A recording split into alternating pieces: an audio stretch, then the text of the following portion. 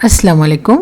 सबास best classes में आज हम इंशाल्लाह पूरन पोली बनाने का परफेक्ट तरीक़ा करेक्ट क्वांटिटीज़ के साथ और स्टेप बाय स्टेप बनाना सीखेंगे, जिससे कि कोई नौ सीखे अभी पूरन पोली बहुत आसानी से परफेक्टली बना सके।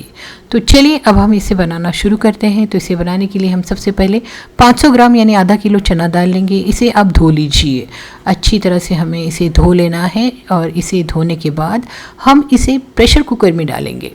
प्रेशर कुकर में ये बहुत अच्छी तरह से गल जाती है, इसीलिए हम प्रेशर कुकर में इसे गलाएंगे। और इसमें हम ऐड करेंगे 1/4 टीस्पून यानी पाव चमचा हल्दी पाउडर और पाव टीस्पून ही हम इसमें नमक डालेंगे, हल्का सा, बिल्कुल पाव टीस्पून से कम। और 3 ग्लास इसमें हम पानी डाल देंगे।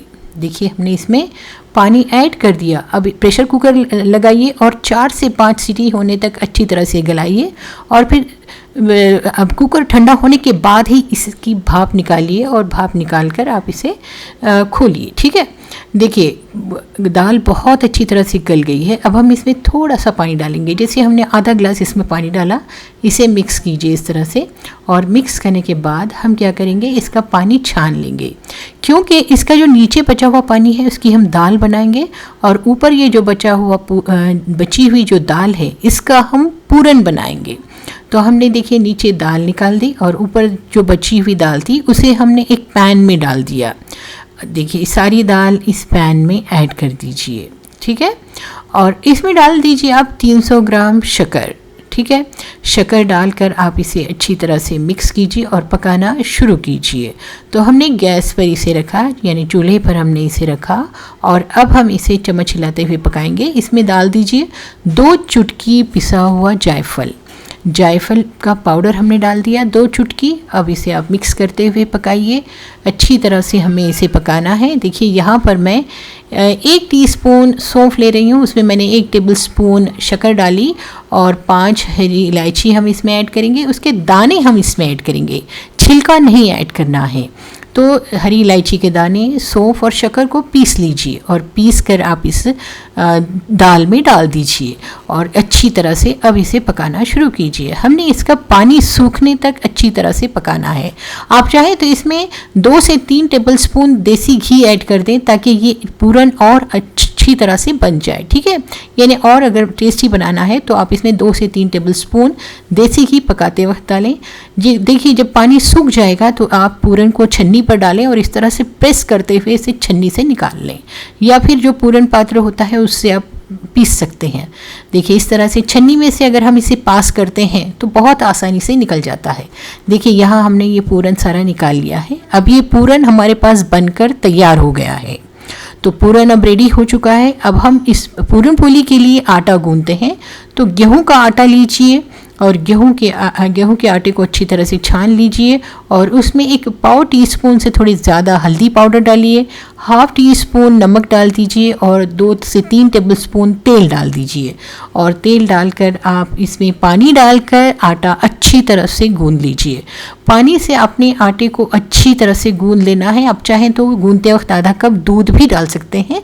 अब लेकिन हाँ, याद रखिए इस आटे की मालिश आपने बहुत अच्छी तरह से करना है।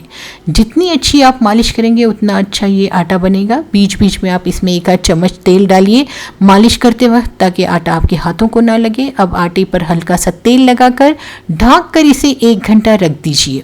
1 घंटे बाद आटा निकाल कर फिर से इसे गूंदिए। इसे इतनी अच्छी तरह से गूंदिए कि ये बिल्कुल नरम हो जाए। अब आटे के छोटे छोटे पेड़े बनाइए। इस तरह से आटे के पेड़े बनाने हैं हमें, और पेड़े बनाकर हम इस तरह से पूरन का एक बॉल बनाकर, यानी गोल लड्डू सा बनाकर हम इस आटे की छोटी सी पूरी में रख देंगे।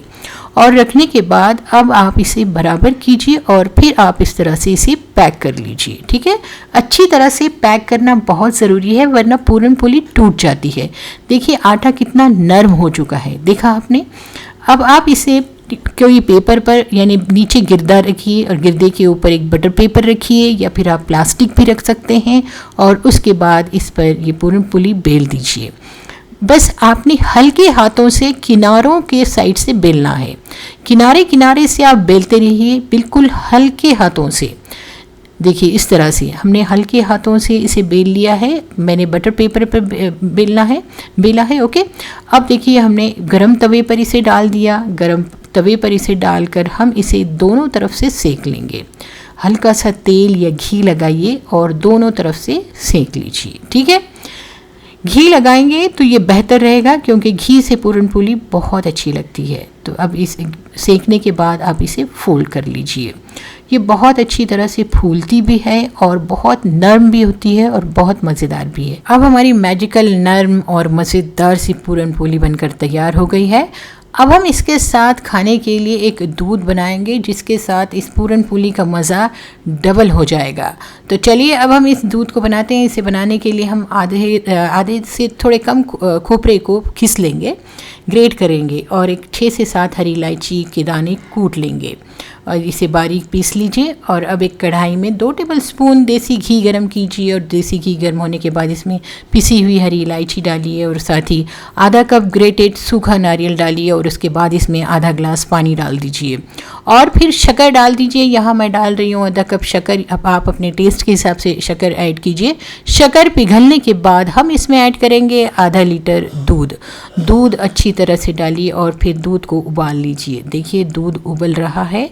दूध जब उबल जाएगा तब ये हमारा दूध जो है पूरन पोली के साथ खाने के लिए तैयार हो जाएगा।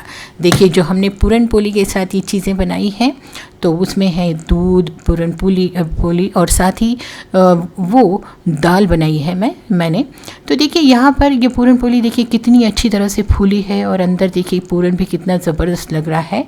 बिल्कुल नरम पूरन पोलियाँ हैं और यहाँ पर देखिए दूध रखा है जो मैंने आपको बताया है। इसके साथ पूरन पोली बहुत ही ज़्यादा टेस्टी लगती है।